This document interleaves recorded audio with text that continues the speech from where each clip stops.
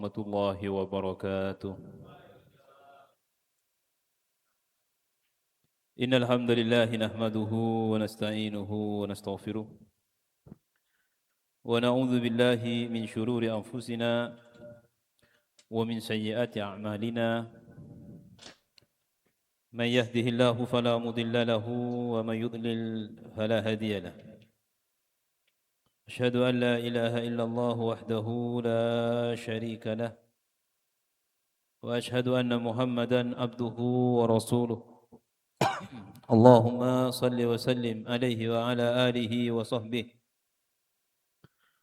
ومن دعا بدعوته ومن سار على نهجه.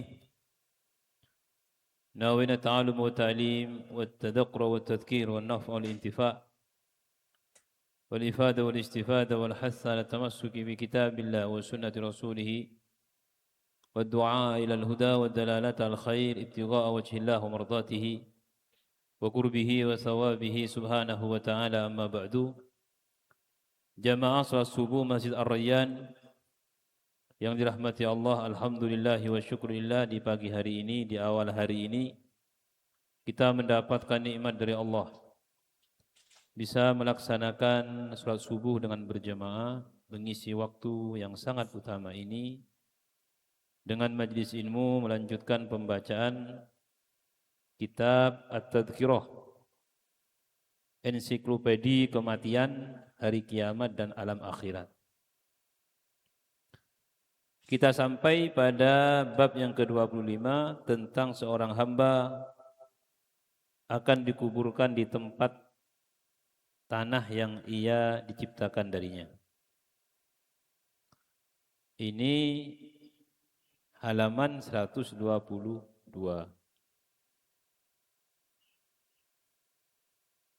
Bismillahirrahmanirrahim. Abu Isa At-Tirmidzi rahimahullahu ta'ala, dari periwayatan Matar bin Aqmis rahimahullah,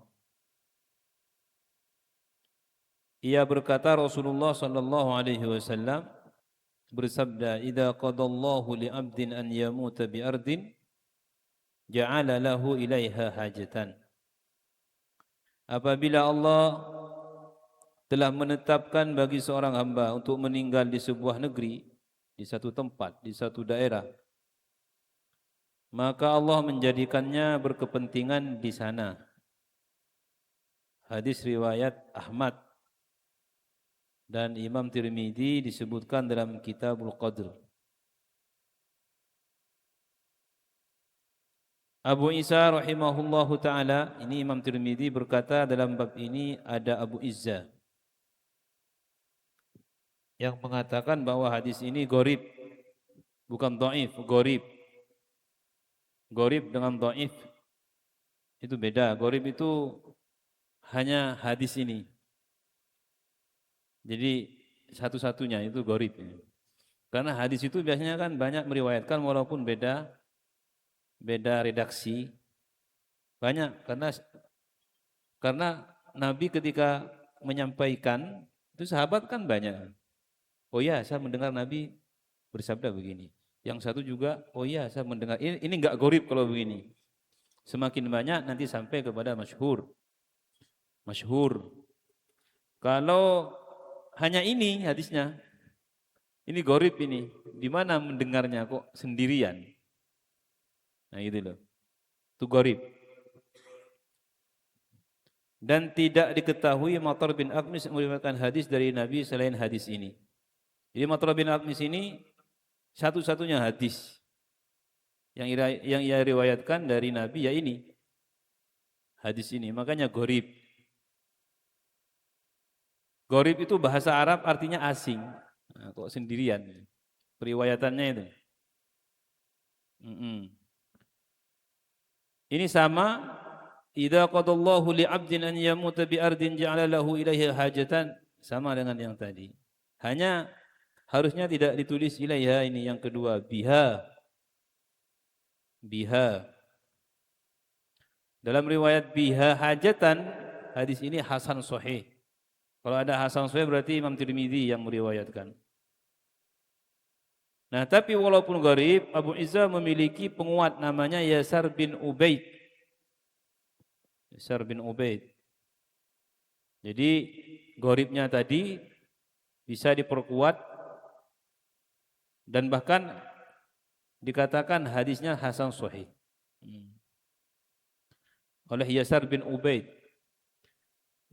Kemudian seorang penyair mengatakan jika seekor burung dara milik seorang berada di satu negeri, pasti ada keperluan kenapa ia terbang ke sana. Artinya apa? Manusia ini kalau akan meninggal, ini kan kita ini akan dikubur di tanah di mana kita diciptakan. Panjenengan mungkin lahir di luar Surabaya, tapi tanahnya yang dibuat ini di Surabaya. Tapi kan nggak ada yang tahu. Nggak ada yang tahu di mana akan dikuburkan di mana, di situlah tempat tanah itu diambil untuk menciptakan dia. Dari saripati itu diambil. Kita kan nggak tahu mau dikubur di mana. Ya kemungkinan besar di Keputih kan begitu. Kalau yang dekat-dekat sini kemungkinan besarnya di Keputih. Tapi nggak ada yang tahu. Maka tidak perlu memastikan saya mesti di sini. Ya kalau memang di situ ya nggak apa-apa. Tapi andaikan tidak di situ berarti memang dia diciptakan bukan dari tanah itu. Dari tempat di mana dia akan dikuburkan. Kalau panjenengan tanahnya dari India, ya akan ke India. Kalau memang diciptakan dari tanah Ma'la, nanti akan mati ke sana. Kalau nggak punya uang tiba-tiba punya uang umroh, ternyata mau mati di sana. Karena memang tanahnya dari Ma'la. Ma'la itu makam di mana? Pemakaman di mana? Mekah. Kalau di Madinah itu namanya Al-Baqi. Jadi kita ini sebenarnya sudah ada tempatnya. Hanya memang sebagian ada yang mempersiapkan. Nah, saya kalau meninggal di sini. Jadi kalau memang bukan di situ tempatnya, ya mesti nanti ada saja yang menjadikan tidak akan di situ. Nah, itulah kekuasaan Allah Subhanahu wa taala. At-Tirmidzi Al-Hakim Abu Abdullah rahimahullah meriwayatkan dalam Nawadirul Usul, Abu Hurairah radhiyallahu anhu berkata Rasulullah SAW keluar kepada kami, beliau berkeliling di berbagai tempat di Madinah. Ini hadis. Nabi itu keliling. Ini Nabi itu kebiasaannya kalau ada waktu senggang itu keliling. Kadang suatu ketika berhenti di rumah putrinya dan suatu ketika melihat suaminya Ali itu tidur di depan. Ini kan hadisnya riwayatnya begitu. Di depan pintu. Di depan pintu. Makanya kemudian di antara julukan Ali itu namanya Abu Turab. Turab itu debu. Berarti dulu pintunya itu enggak ada tekelnya. Enggak ada keramiknya, debu kan. Ali ketika itu pulang terlambat tidur di depan pintu. Nah, jam 3 Nabi itu kan tahajud itu mesti kan wajib bagi beliau, tahajud wajib kan.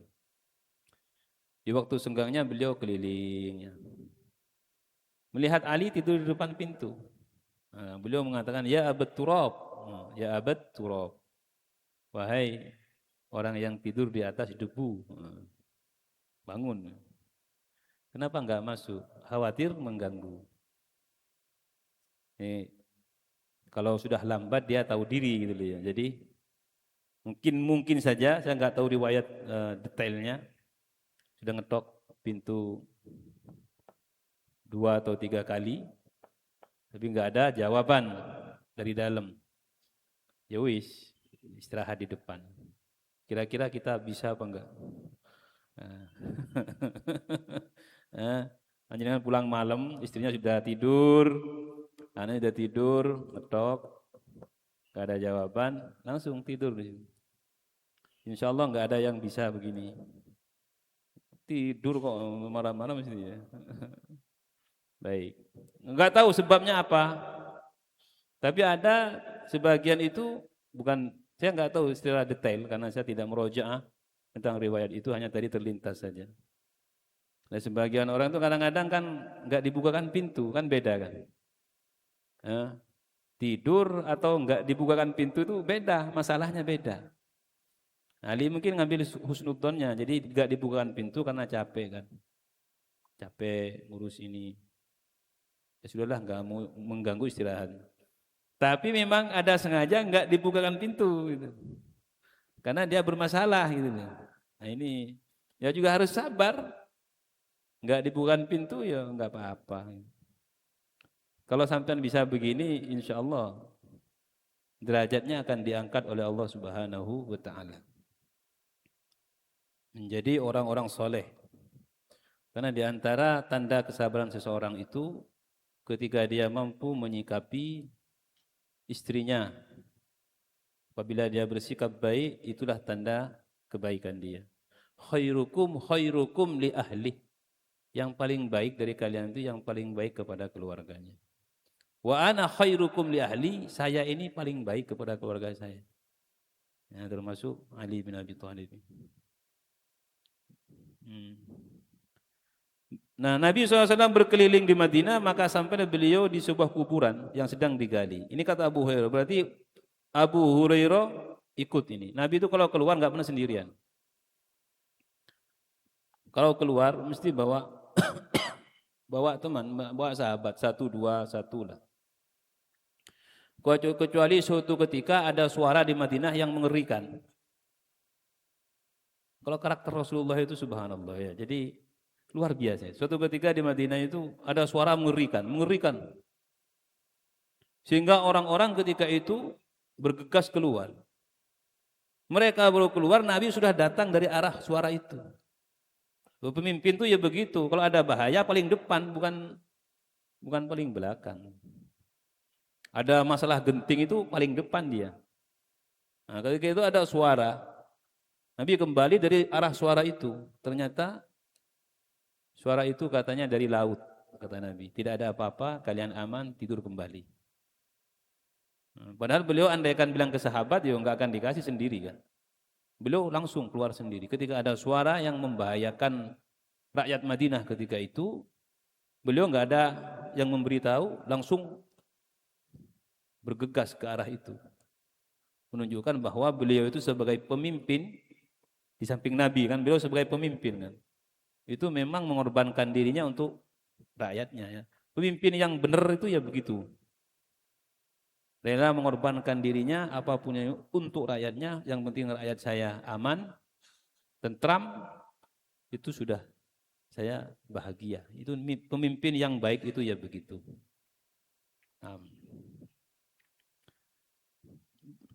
Beliau suatu ketika sampai di kuburan, saat itu sedang digali. Beliau menghampiri hingga berdiri di atasnya sampai bersabda, ini kuburan siapa? Kemudian yang menggali ada yang menjawab, untuk orang lelaki dari Habasyah. Ini di Madinah kan? Ini kuburan siapa ini? Ini ada orang dari Habasyah mati dan akan dikuburkan di sini. Beliau bersabda, tidak ada ilah atau sesembahan yang berhak disembah selain Allah, la ilaha illallah. Ia dijauhkan dari bumi dan langit negerinya, hingga ia dikuburkan di negeri yang ia diciptakan darinya.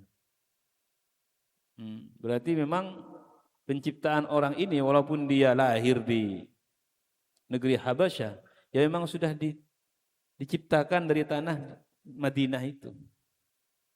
Ya itu. Gak bisa lari dari situ, gak bisa lari, itu bagian dari takdir. Kita kan gak tahu, ya termasuk saya juga gak tahu. Saya termasuk yang sudah siap kuburannya, tempatnya ada saya. Kuburan keluarga ada. Ya saya lewat terus. Ya, kadang-kadang abah saya akan dikubur di sini apa enggak? Ibu yang punya abah saya itu, abah bapak sudah ada, nanti saya di sini, ini ada itu. Tapi kan belum tentu di situ. Belum tentu di situ. Ya nanti kalau memang di mana saya sudah wasiatkan, nggak usah repot-repot ya, pokoknya nggak usah repot-repot. Mau dimanapun yang penting semuanya masuk ke alam barzah. Nggak mungkin masuk ke alam mana, mesti ke alam barzah dan mesti ditanya semua. Ada yang di mana nggak ditanya itu mesti ditanya. Sama. Ketika ke alam barzah prosesnya sama dimanapun dia meninggal. 6. Jadi Nabi SAW sampai mengatakan la ilaha illallah. La ilaha illa huwa. Tidak ada Tuhan selain Dia yang berhak disembah. Dari Ibnu Mas'ud radhiyallahu anhu dari Rasulullah SAW bahwa beliau bersabda, apabila ajal kematian seseorang berada pada sebuah negeri, maka dijadikan baginya kebutuhan di negeri itu. Enggak ada perlu, tiba-tiba perlu gitu.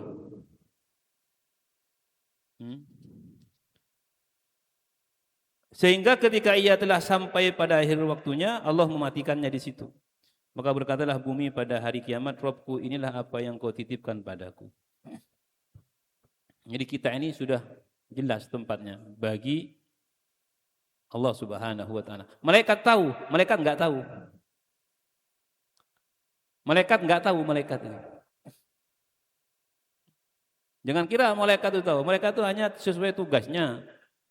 Suruh nyatet, sudah ini suruh dapat rekomendasi melihat Lauhul Mahfuz, tempat kejadian, itu aja, enggak selebihnya enggak tahu malaikat itu. Enggak tahu. Pasal para ulama kami rahimahullahu taala ini Maliki berarti, karena beliau Qurtubi ini Maliki. Termasuk dari faedah manfaat bab ini adalah mengingatkan seorang hamba agar perhatian dan mempersiapkan diri terhadap kematian.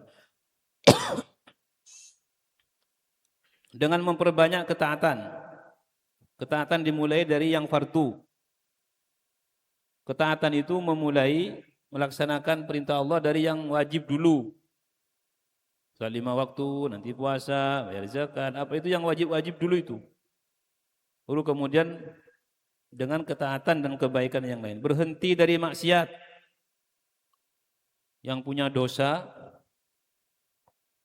Dan masing-masing kita tahu dosanya itu. Berhenti. Kemudian melunasi hutang, yang punya hutang dilunasi. Dicatat besar-besar itu. Yang belum mampu melunasi dicatat. Dan terus diupayakan, jangan sampai kita mati ini masih terikat hutang. Toh harus pun terikat, harus dicatat. Nabi itu meninggal masih ada yang baju besinya, baju perangnya masih digadaikan belum ditebus. Tapi ya setelah diberitahu ya langsung banyak sahabat kan, Utsman, Abdurrahman bin Auf banyak yang wis tak tebus. Karena beliau memang enggak memberitahu. Dan berwasiat, kita sudah membaca, bukan di sini ya, di Riyadhus Shalihin disebutkan di antara sesuatu yang dianjurkan kepada kita itu berwasiat. Kalau kita mati apa saja yang ingin disampaikan. Kalau wasiat jangan terlalu banyak. Yang simpel aja. Wasiat ditulis sampai ya itu bukan wasiat namanya. Jadi berarti dia punya masalah banyak itu. Orang berwasiat itu yang enggak punya, berarti wasiat singkat gitu loh. Kalau begini itu bukan wasiat. Wasiat itu singkat, padat, dimengerti. Bukan curhat. Bukan cerita. Hingga nanti yang baca ini bapak ini apa maksudnya ini kan gitu kata. Wasiatnya mana? Ini kalau begini ya. Ini nanti diwakafkan ya, ini begini, nah ini, yang itu biar ditempati ini, biar ini untuk begitu. Ya itu namanya wasiat. Jaga ini, kata Abdullah, ayahnya Jabir itu, kalau saya mati di perang Uhud, saya nitip adik-adik kamu itu yang kecil, kamu. Itu utamakan ibumu, itu jaga kalau saya mati nanti. Kan beliau mau perang dan beliau sudah ada prediksi mengira dirinya akan mati itu. Dan benar mati benar. Jadi Jabir bin Abdullah itu ayahnya ini, Bir kamu enggak usah ikut perang, saya saja.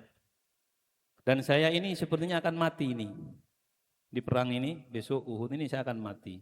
Nah kalau mati jaga adik-adikmu, kamu paling tua dan ibumu juga. Kan Ini wasiat ini, simple padat. Yang lain-lain mesti paham sendiri Jabir. Jadi simple padat. Itu wasiat. Dan yang simple padat ini biasanya dipegang oleh orang tua, oleh anak ini sampai mati dia. Loh, ini wasiat bapak loh. Saya nggak berani mau kata bapak, saya mesti dengar, mesti ingat ini. Nah, kalau banyak nggak akan ingat. Pokoknya bapak banyak ngomong nggak tahu apa sampai saya nggak paham. Nah ini bukan. Jadi sekiranya yang bisa dipegang sampai mati dulu, itu baru. Iya, ini wasiat bapak. Saya suruh membesarkan ini dan menyekolahkan ini sampai ini. Itu kan wasiat namanya.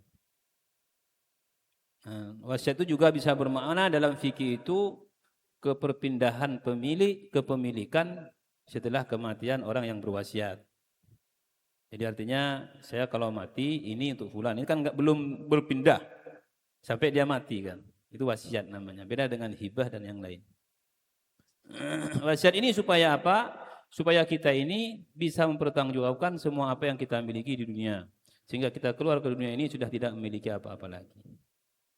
Karena kepemilikan kita sudah berpindah secara otomatis dengan apa yang sudah kita wasiatkan. Yang kedua, wasiat ini ketika diarahkan kepada yang baik menunjukkan bahwa orang ini baik. Kalau orang nggak baik mesti diarahkan kepada yang nggak baik. Ini untuk hal yang nggak baik lah. Makanya wasiat yang baik itu termasuk dari bagian ketaatan dan sangat dianjurkan dalam agama. Karena ia tidak tahu kapan dan di mana Allah akan mencabut nyawanya. Tidak akan ada yang tahu dari makhluk ini kapan Allah akan mematikannya. Ini ada syair ini, kalau dibaca bahasa Arabnya panjang. Jika dadamu telah sesak berada pada suatu negeri, maka engkau akan pergi mencari negeri yang lain. Ini dibaca sendiri nanti. Terkait dengan ini yang saya lihat sesak dada itu. Dadamu terasa sesak. Artinya kalau sudah mendekati kematian, kamu mesti akan mencari tempatmu di mana akan mati. Ya, ini riwayat dari Athar. Ini menunjukkan bahwa malaikat itu tidak tahu hakikat gaib, itu enggak tahu. Bahwa Nabi Sulaiman alaihissalam mempunyai seorang pegawai lelaki dan ia berkata, wahai Nabi Allah, sesungguhnya aku mempunyai keperluan di negeri India. Nabi Sulaiman itu punya pegawai, pejabat lah. Dia izin, wahai Nabi Allah, saya ingin pergi ke India. Aku mohon kepadamu agar memerintahkan angin membawa ke sana saat ini juga. Paham nggih? Di zaman Sulaiman itu enak. Ini mau ke India, mau apa? Minta angin saat ini. Ya, naik angin kayak sejadah itu. Mungkin seperti itu. Enggak tahu naik angin ini gimana ini. Yang jelas enggak ada pesawat. Ini kan enak, gratis ke India. Yang masalah kalau ke India dia naik angin. Nah, pulangnya ini masa gimana? Harus pesan dari awal. Wahai Nabi Sulaiman, saya ingin ke India naik angin, tapi jangan lupa pulangnya juga anginnya ini jangan lari gitu. Karena nggak bisa dia, hanya Nabi Sulaiman yang bisa memanggil angin. Ketika itu Nabi Sulaiman melihat malaikat maut. Ini menunjukkan pada bahwasanya malaikat itu dengan nabi itu familiar itu. Malaikat dengan para nabi itu biasa, ketemu itu biasa itu. Malaikat maut ini dilihat oleh Nabi Sulaiman dan melihatnya sedang tersenyum. Jadi malaikat mautnya tersenyum. Tersenyum melihat tadi orang yang ingin ke India secepat mungkin naik angin itu. Maka kemudian Nabi Sulaiman bertanya, apa yang membuatmu tersenyum? Kok tersenyum? Malaikat menjawab, aku heran. Aku ini diperintah untuk mencabut ruh orang ini di sisa waktu saat ini. Dan orang ini kok masih ada di Palestina sini. Di Syam ini, di Syam. Kok masih ada di sini? Jadi malaikat ini sudah mencari ke India nggak ketemu, ketemunya ada di Syam. Ini gimana? Dan dia nunggu ini sudah hampir, waktunya sudah hampir. Kok masih di sini? Apa ada salah? Apa? Hah? Salah apa biar WA? Salah masuk. Nah, baru tersenyumnya ketika orang ini ngebet saya, pokoknya sekarang ada keperluan penting. Wahai Nabi Sulaiman, tolong angin perintahkan untuk membawa saya ke India. Sekarang ini. Saya tersenyum malaikatnya. Oh, pas, Mang. Ya, betul. Jadi, tapi aku masih melihatnya di sisimu. Maka angin membawa lagi itu pada saat itu juga ke negeri India, sehingga nyawanya dicabut di sana. Ya wis, ayo duluan, nanti saya nyusul. Begitu kata malaikatnya. Siapkan dirimu di sana, saya nyusul, saya akan cabut. Subhanallah. Nah ini juga terjadi di tengah-tengah kehidupan kita. Ada orang nggak pernah keluar pagi, kok dia tiba-tiba keluar gitu loh. Ya wis kena tabrak. Kata keluarganya, nggak pernah aja Pak olahraga pagi, nggak pernah itu. Baru olahraga sekarang ini ada kecelakaan itu dia kena tabrak itu. Sepedaan, ya enggak. Contohnya begitu. Jadi orang itu kadang-kadang kalau sudah datang waktunya, itu dia sendiri yang menghampiri tempatnya itu.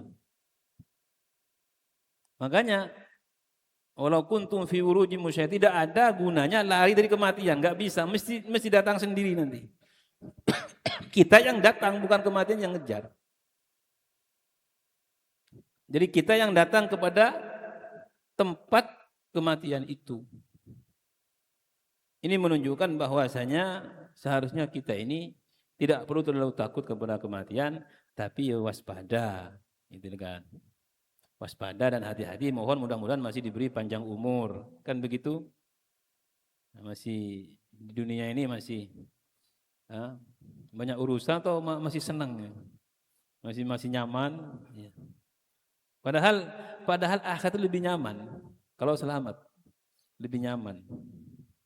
Yang masalah kadang kepikiran khawatirnya enggak selamat itu hanya. Itu toh yang kadang-kadang membuat kita ini takut itu. Kira-kira nyaman, lebih enak. Padahal Allah mengatakan wal akhiratu khairun wa abqa.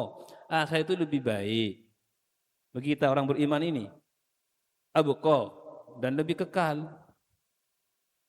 Di dunia ini kan paling kita senang, yaitu sedih, senang lagi sedih. Ada batasannya. Di akhirat enggak. Kalau senang ya senang gitu. Tapi masalahnya itu tadi. Setiap hamba, bab yang ke-26, akan ditaburi tanah dari lubang kuburnya. Ini hadis dari Abu Hurairah radhiyallahu anhu, berkata Rasulullah sallallahu alaihi wasallam, "Ma min mauludin illa qad dzarra alaihi min turabi hafratih." Setiap orang yang dilahirkan, maulud itu orang yang dilahirkan, maulud. Setiap orang yang dilahirkan pasti telah ditaburi dengan tanah lubang kuburnya. Berarti ada koneksi, ada hubungan. Abu Asim An-Nabil rahimahullah berkata, kami tidak mendapati bagi Abu Bakar dan Umar radhiyallahu anhuma keutamaan seperti ini. Karena tanah yang ditaburkan kepada keduanya adalah tanah Rasulullah SAW. Tentang bahwa Abu Bakar dan Umar itu ada di sisi Nabi SAW dalam pemakamannya. Diriwayatkan dari Abu Naim Ibnu Sirin juga dari Abu Hurairah radhiyallahu anhu, ia berkata ini adalah hadis gharib sama dengan tadi. Ini dari Abdullah radhiyallahu anhu, ia berkata apabila air mani telah tinggal di dalam rahim, maka malaikat menggenggamnya seraya berkata, kalau ada orang hamil, air mani ketika berarti sebelum hamil. Jadi laki-laki perempuan jima kemudian maninya masuk ke dalam rahim. Maka sebenarnya pada saat itu ada malaikat. Dan ia berkata, "Ya Rabb, wahai Tuhan, apakah ini akan diciptakan atau tidak?" ini akan jadi janin apa enggak? Apabila Allah menjawab tidak, maka ia akan menjadi makhluk tidak diciptakan, maka ia tidak akan menjadi makhluk hidup dan akan dibuang oleh rahim sebagai darah. Nah, itu bukan sirkulasi, ini bukan otomatis gitu loh. Kan ada orang itu kadang-kadang nutfah ini bisa jadi janin, bisa enggak kan? Sudah menikah, sudah 2 tahun, 3 tahun enggak punya anak. Ke dokter yang enggak ada penyakit, enggak ada. Sehat semuanya. Hormonnya oke, baik. Enggak punya anak. Ya itu tadi oleh malaikat ditanya. Ini mau dijadikan anak apa enggak? Suatu ketika saya menikah pertama itu 2 tahunan enggak punya anak. Saya bertanya kepada guru saya, Syekh Muhammad Al-Hafidh, masih ingat? Apakah saya harus periksa? Enggak. Belum begitu. Ya saya ikut aja, enggak usah. Masih berapa tahun? 2 tahun. Saya punya keluarga 7 tahun baru punya anak. Dia periksa normal semuanya. Enggak punya anak, enggak tahu kenapa sebabnya. Alhamdulillah ya, nah keinginan itu yang kuat tadi ya, kita ambil, mungkin ada di antara kita yang kurang sehat apa. Sudah hampir 3 tahun baru punya anak. Tapi yang saya jadikan pegangan beliau itu, enggak usah. Nanti insya Allah punya anak. Ya saya yakin aja kata beliau, insya Allah punya anak. Insya Allah punya. Begitu. Tapi apakah kita boleh? Ya boleh, nggak apa-apa. Kan ada caranya kan. Ditambah hormonnya apalah. Tapi yang kita yakini bahwa mau jadi atau enggak itu bukan urusan apanya, itu hakikatnya itu Allah. Kalau kata Allah jadi. Kalau kata Allah enggak jadi ya enggak jadi. Jadi darah nanti. Mana itu jadi darah.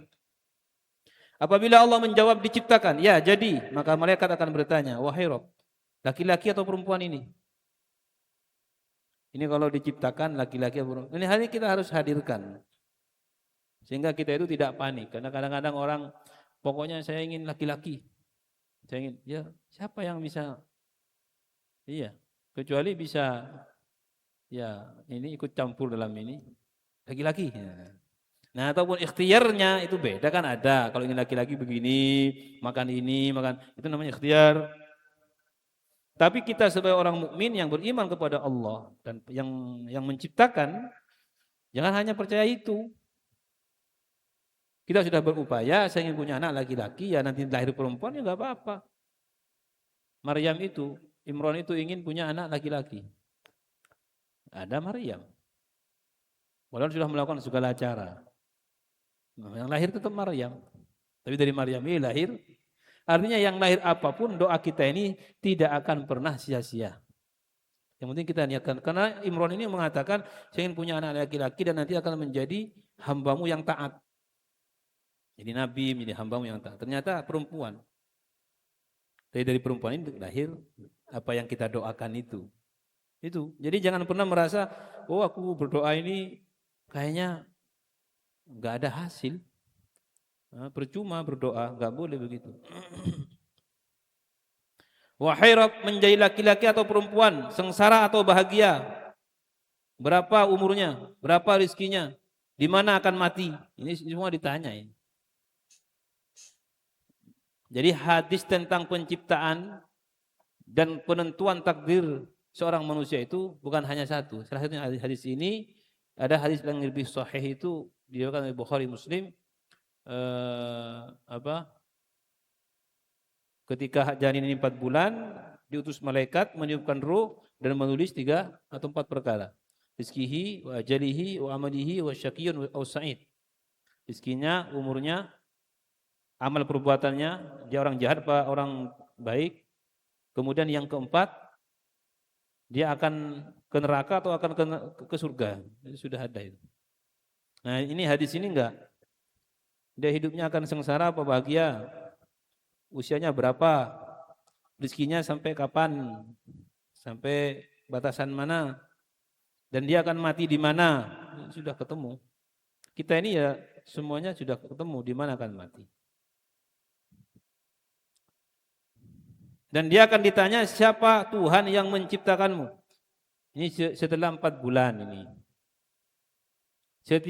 Setiap orang yang akan lahir itu mesti ditanya, siapa yang menciptakanmu? Dia akan menjawab Allah. Siapa yang memberi rezeki? Yang memberimu rezeki? Dia menjawab Allah. Makanya orang dilahirkan itu, walaupun bapak ibunya non muslim, dia selamat. Kalau belum mukallaf, meninggal, ada orang kafir non muslim punya anak kecil, meninggal, dia masuk surga. Masuk surga itu, bukan anak orang kafir, iya. Kenapa? Karena mereka itu, setiap manusia dalam perut rahim ibu itu, sebelum keluar ditanya, siapa Tuhanmu? Allah. Siapa yang memberi rezeki nanti? Allah. Makanya Nabi mengatakan, kullu mauludin yuladu alal fitrah. Setiap anak yang lahir dilahirkan di atas fitrah. Fitrah itu ya sebagai hamba yang baik, hamba yang beriman, hamba yang beribadah, taat. Nah, kita melihat anak-anak mereka ya seperti dengan penglihatan ini. Wow, itu bapak ibunya itu ini. Ya bapak ibunya ya iya, tapi kan dia jangan kita lihat dengan pandangan hina. Maka dari sini bisa kita garis bawahi bahwa sebenarnya tidak ada anak haram, itu enggak ada. Pernah dengar anak haram? Anak yang lahir dari zina. Kan kalau di tradisi kita kan dikatakan anak haram itu. Lo enggak mau lahir dari manapun, dengan cara apapun, kalau dia masih kecil ya suci dia. Enggak, itu anak haram itu enggak. Ya enggak boleh. Karena yang berdosa siapa? Orang tuanya. Hanya memang masalahnya di fikih nanti kalau mau nikah, itu aja kalau perempuan. Laki-laki enggak ada masalah. Masalahnya di perempuan, orang tuanya ini enggak bisa menjadi wali. Wali nikahnya. Itu ya masalahnya di situ aja sebenarnya.